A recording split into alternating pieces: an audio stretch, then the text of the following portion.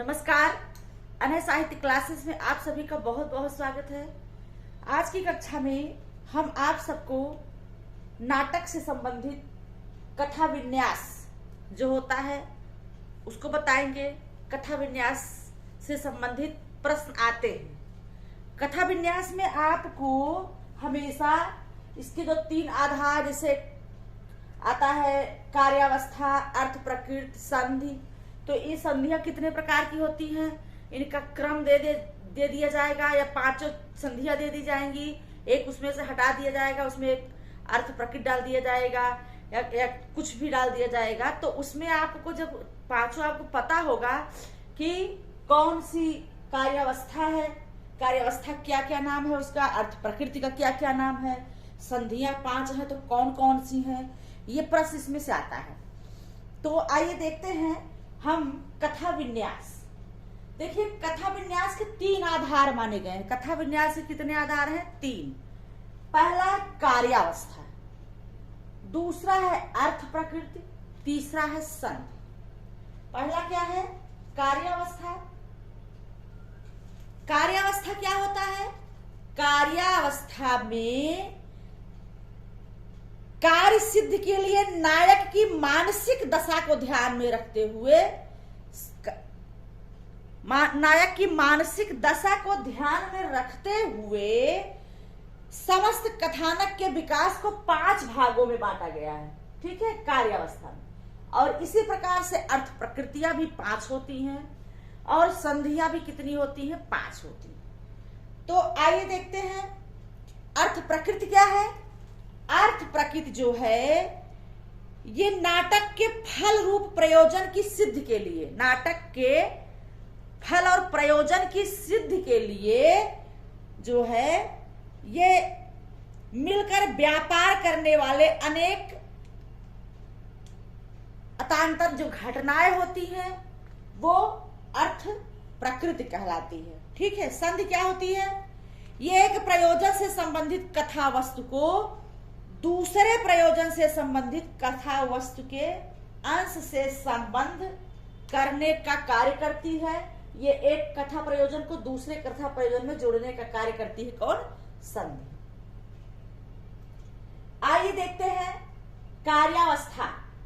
कार्यावस्था कार्य सिद्ध के लिए नायक की मानसिक दशा को ध्यान में रखते हुए समस्त कथानक के विकास को 5 भागों में बांटा गया। इसमें नायक की मानसिक दशा को ध्यान में रखते हुए 5 भागों में कार्यावस्था बांटा गया है। पहला है प्रारंभ। प्रारंभ में क्या होता है? ये इसमें प्रारंभ में नायक की इच्छा क्या है, वो क्या चाहता है, उसकी मानसिक दशा का बोध होता है प्रारंभ में। दूसरा है प्रयत्न। प्रयत्न में नायक के उद्देश्य में बाधक, विघ्नों एवं समाहार के निमित्त किए गए प्रयोग होते हैं। इसमें प्रयत्न में,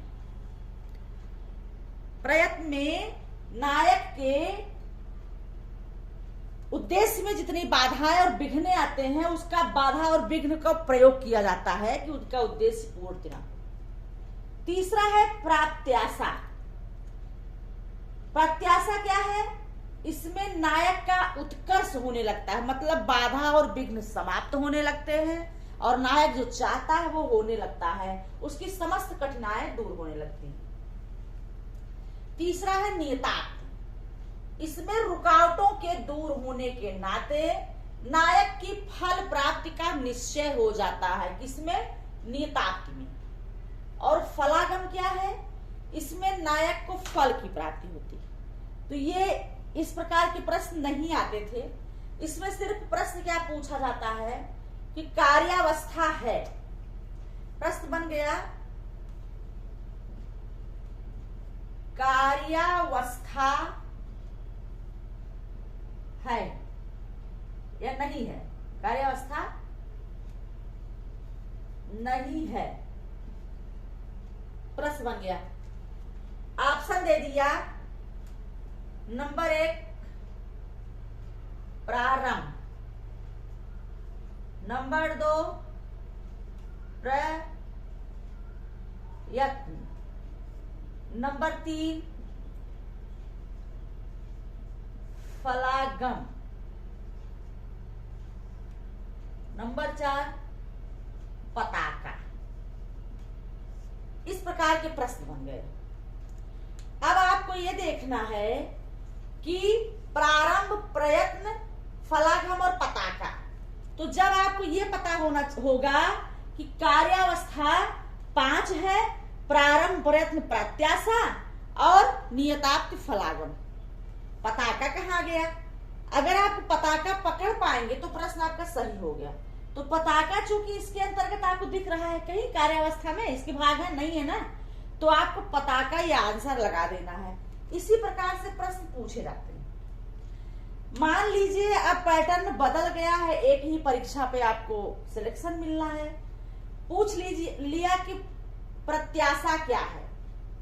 ऑप्शन इस प्रकार से दे दिया, नायक का उत्कर्ष होने लगता है, या उसमें विघ्न आने लगते हैं उसके कार्यों में, या जो है फल प्राप्ति निश्चय हो जाता है, या फल प्राप्ति हो जाती। इस प्रकार के प्रश्न आ सकते हैं। अब तो ये भी आपको पता होना चाहिए। तो कार्यावस्था कितने होते हैं? 5। प्रारंभ, प्रयत्न, प्रत्याशा, नियतार्थ, फलागम। ठीक है। कथा विन्यास के अंतर्गत 3 आधार है इसके। ये भी प्रश्न बन सकता है। कथा विन्यास के आधार कार्यावस्था, अर्थ, प्रकृति, संधि, और दे दिया कोई फलागम दे दिया या और कुछ दे दिया। तो आपको इसमें से 3 पता होना चाहिए कि कार्यावस्था, अर्थ, प्रकृति और संधि ये कथा विन्यास के आधार है। ठीक है। तो आज आपको ये कथा विन्यास में कार्यावस्था बताया गया।